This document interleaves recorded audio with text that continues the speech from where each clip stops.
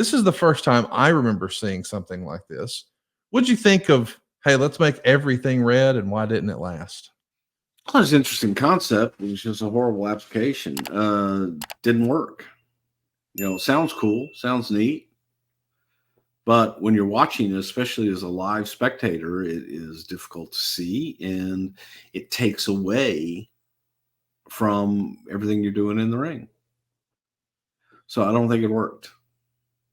If you're trying to build a KANE character, someone who has some connective tissue to the Undertaker, who better for a first opponent than Mick Foley, one of the Undertaker's toughest opponents, especially in that era, one of the more notable ones.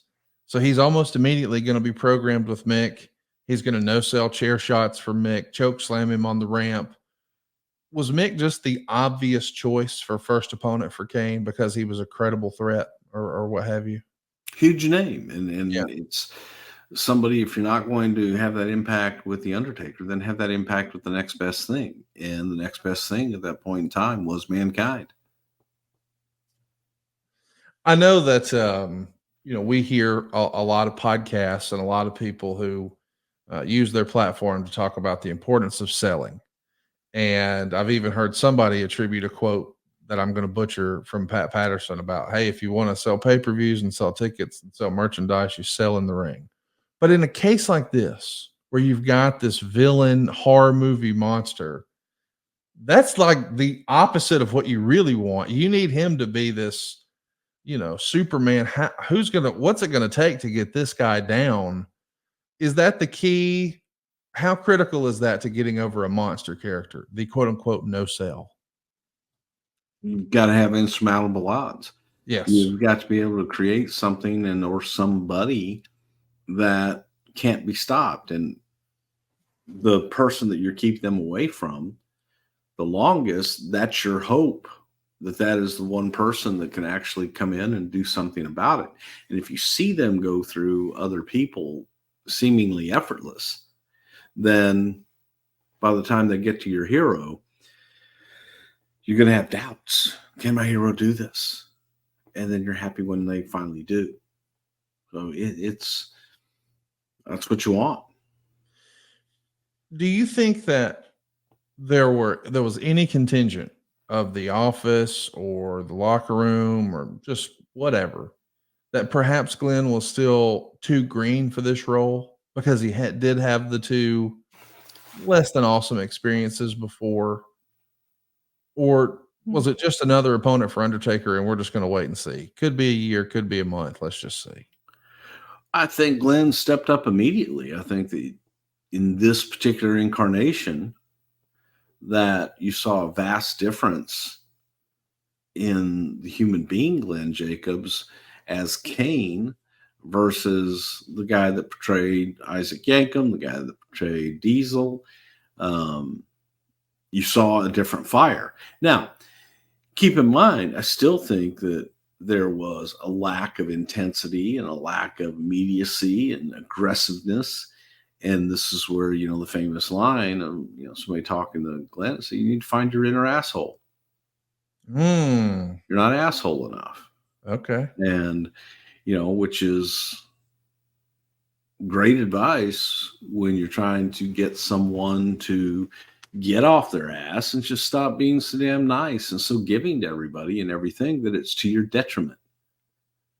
Get your inner asshole, find your inner asshole, become an asshole, and, not to where you're, fuck everybody, but at the same time, be a little selfish and find the asshole in you to step up and say, no, man, this is the way we're going to do it. One of the other things I wanted to ask about is the presentation of nose to nose with the Undertaker, because I know that we want him to go nose to nose, but we don't want him to touch, but you're looking for that big stare down. And of course, these days you see that a lot at boxing press conferences or UFC press conferences. Like the nose to nose stare down is critical. And we almost never talk about this, but there are wrestlers out there who use lifts in their boots. And Chris Jericho actually wrote about that in his book before, that even before he met Vince at Vince's house, he put lifts in his shoes. He wanted to make himself appear taller. The real life Glenn Jacobs probably would never imagine he would need lifts. But if we want him to look bigger than The Undertaker and we're trying to make The Undertaker look like the underdog, then you do need to be taller than him. Was there a concern about a guy that big, this tall, this much weight, wrestling in lifts? Because it does feel like, without me knowing shit about it, man, you got to be more likely to roll your ankle or something that way, right? No, not if you're used to it. Not if it's all you work in. Right. Become used to it. Can you tell us, I mean, was that critical? Am I right that you needed him to be taller than The Undertaker? No. That's the reason for the lifts? No. He just did it. I mean, that was not something that anybody mandated to him. Say, okay, you need to be taller than the Undertaker, get lifts. Never. That was never a discussion. It's probably just something he did. The Survivor Series matchup is going to be the first pay-per-view match that we would see from KANE, and that's going to be against Mankind. And they go 9 minutes and 29 seconds. They're turning down the lights. They're wrestling in the red again. The match kind of is what it is. Let's talk a little bit about the story, because the story is bigger than the matches. You see that the ring basking in the red light. It is interesting, but I could see how, it is tougher to watch maybe. Do you think in an alternate universe, KANE was a perfect fit for like the cinematic matches that we did during the pandemic maybe? Oh, he would have been great for that. KANE absolutely would have been great for some of the cinematic matches. But at the same time, that's, that was something that had to grow.